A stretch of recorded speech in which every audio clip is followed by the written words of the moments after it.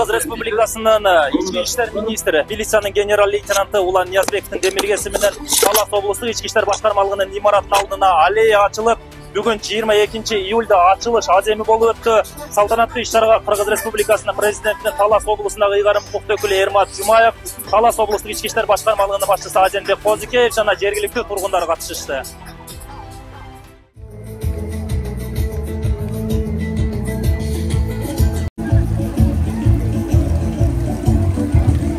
Биздин шаарыбызга көркүнө көрк кошкон абдан жакшы мындай бир аллеялардын бири болду десем жаңылышпайм.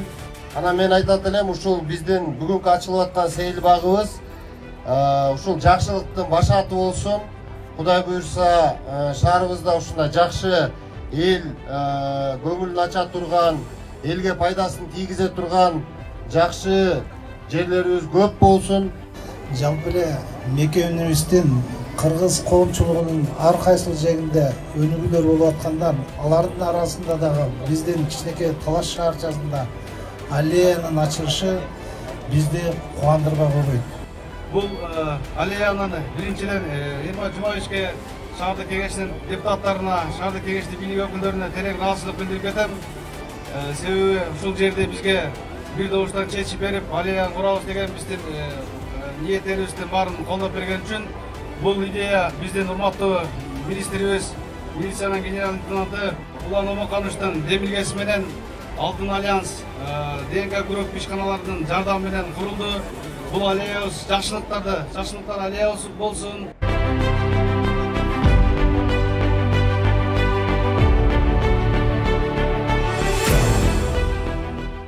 Аллея бийиктен караганда милициянын генерал-майорунун погонун элестетип 15 сотук жерде жайгашкан.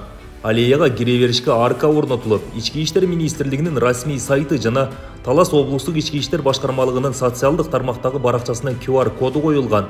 Ортодогу чоң жылдыздын ичине фонтан жасалып, милициянын логотиби орнотулган. Жарандардын көңүлдүү эс алуусуна ылайыкталып, жашыл аймак, заманбап отургучтар жасалган. Акыл эсти өркүндөтүү, убакытты пайдалуу өткөрүү үчүн шахмат столдору коюлган. Ар түрдүү формадагы көчөттөр, гүлдөр отургузулуп, брусчатка төшөлгөн. Аллеянын жанынан агып өткөн канал коопсуздук үчүн зым тор менен тосулган. Кооз жарык берүүчү заманбап прожекторлор коюлуп, түнкү убакытта эс алууга дагы толук шарт түзүлгөн. Каналдын үстүнө көпүрө салынып, асфальт басылып, коопсуздук чаралары толугу менен көрүлгөн.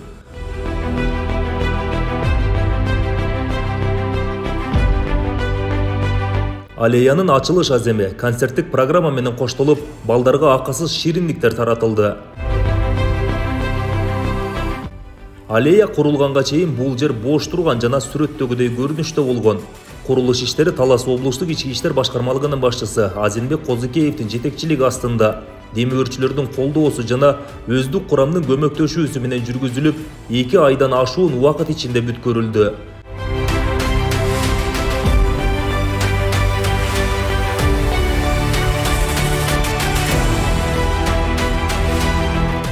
Негизги максат жергиликтүү тургундардын эс алуусуна ыңгайлуу шарт түзүү жана Талас шаарынын инфраструктурасын жакшыртууга салым кошуу болуп саналат.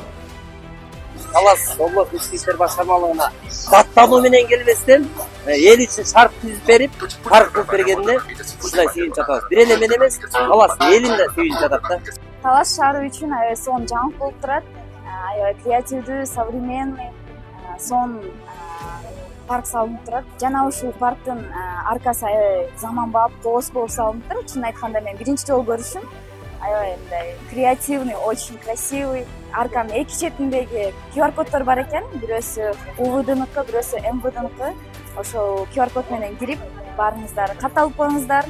Өтө сонун. Министрликке биринчиден басымдуулук менен ырашчылык билгисем, элине журтуна таза эмгек кылып атат. Алтыным аман болсун. Ушул жүрүшүнөн танбасын.